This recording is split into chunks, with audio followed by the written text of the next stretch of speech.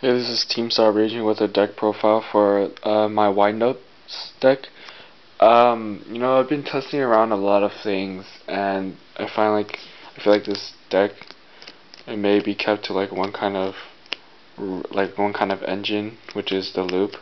But like for my deck, I try to not base it off of the loop, but more of like being able to have many plays or many options for me to go for. So yeah, here's my profile, or here's my deck. So I run two Cyber Dragons. I personally hate Zen mains with a passion.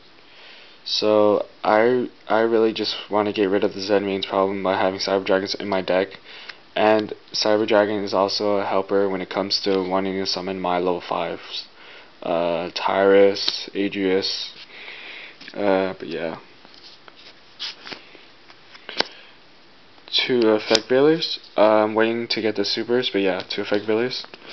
Everyone's running Phoenix Chains. I'm not gonna pick them up when they're at like 30s right now. I'm just gonna wait till the reprint. But yeah, one Birdman. I enjoy using this card for the synchroing, and it's also a level 3, so you know it's more placed. You can bounce a shark to your hand to special summon this guy. But yeah, Birdman, it gives me plays, I guess. Jujitsu Master. I've seen people play Snowman Eater. I personally like playing Jujitsu Master because it's more of a card where you know exactly what their next turn's gonna be with, because they're drawing to the same exact card they attacked with. So regardless if they're playing GBs, they're gonna return to the top of the deck, and then you know exactly what they're gonna draw next turn. So it's like they can't do much.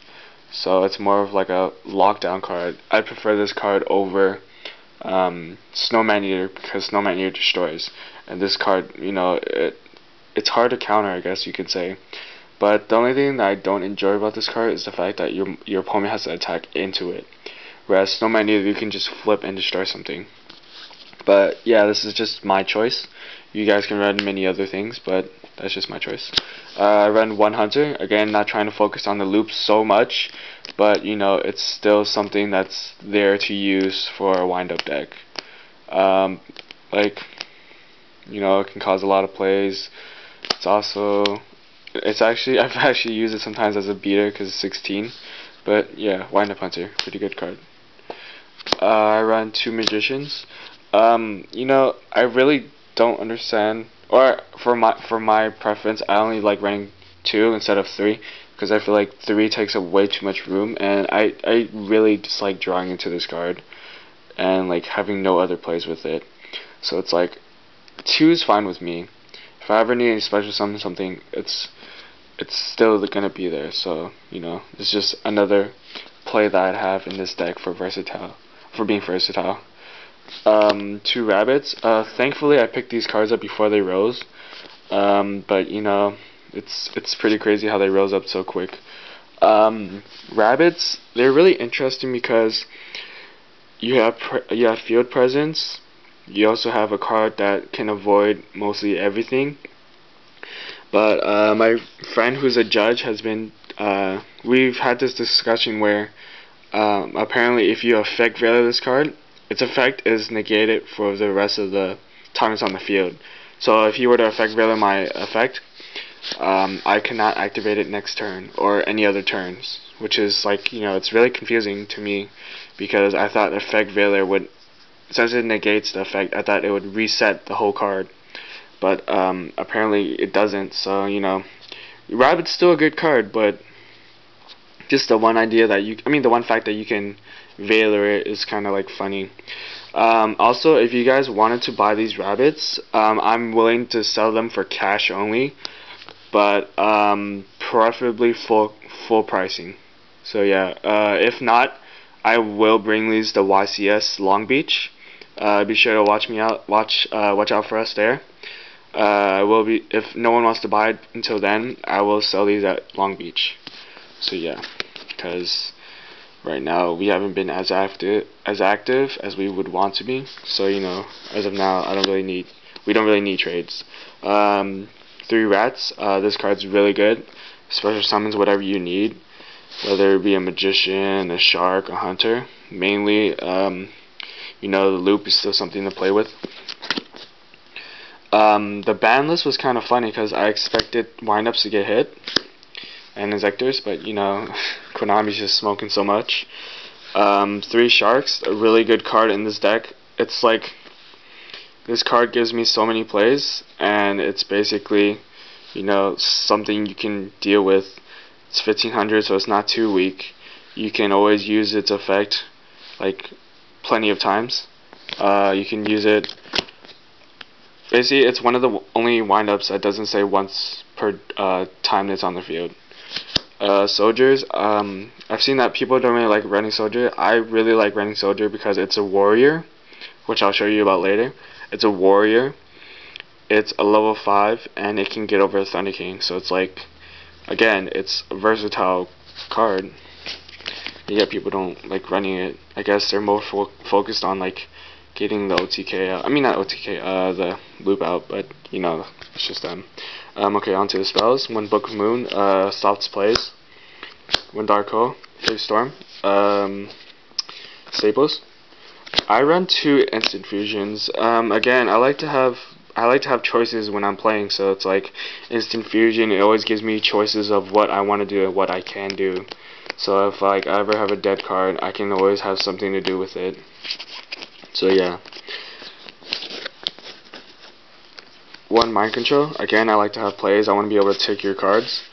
If anything, I usually like taking a Sangan and then exceeding with it. Therefore, you don't get your search. So yeah, Mind Control.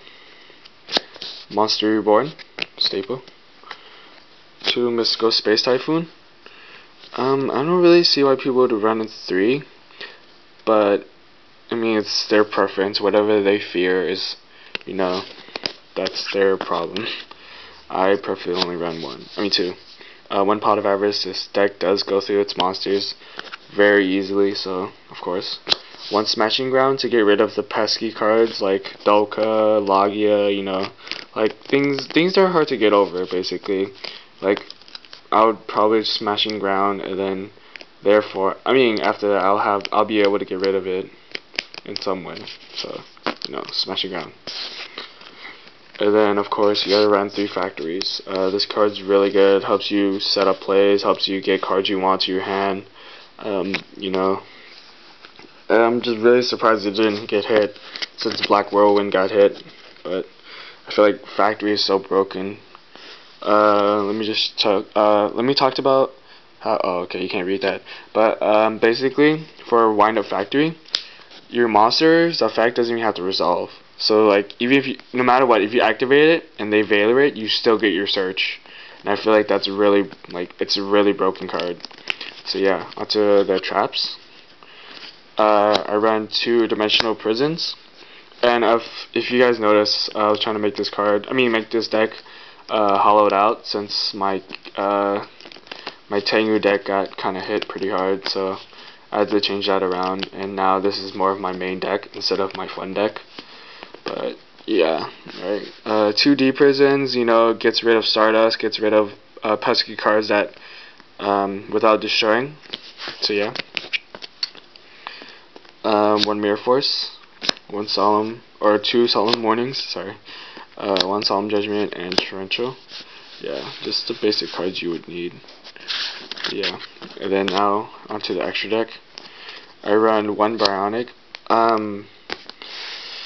Again, I want to be able to have plays, but I'm really considering adding a Black Rose to this deck because right now Brionac is my only synchro. I really feel like the extra deck's pretty tight in spacing as it is, so it's like I'm not sure what I should take out for an extra synchro monster. But for now, Brionac, I barely exceed, just saying. I mean, I barely synchro, but like, you know, I still want to have the choice of picking what I need to do. So yeah, Bionic. If I had extra space, I would add a Black Rose. Chimeratech against the pesky Zen mains. It also can take up Zen Mighty. You know, just it helps out. 1 Fusionist for if I have a dead hunter on the field or anything. 1 D-Knight if I have a dead level 5. 1 Karbonala Warrior. So it's a warrior, okay? It's level 4. And then onto the exceeds, I run 1 Adreus, of course. And for laughs, I run a Blade Armor Ninja, which is why I have a Karbonala Warrior. So what happens is I go Karbonala Warrior with a soldier, and they're both level 4 warriors. And then I would exceed for Blade Armor Ninja, which is like, you know, I want to have plays, but it's more of a trolling kind of move, to be honest. And you know, it's a big poke of 44, so it's like, do I want to go for level 5 or do I want to poke for 44?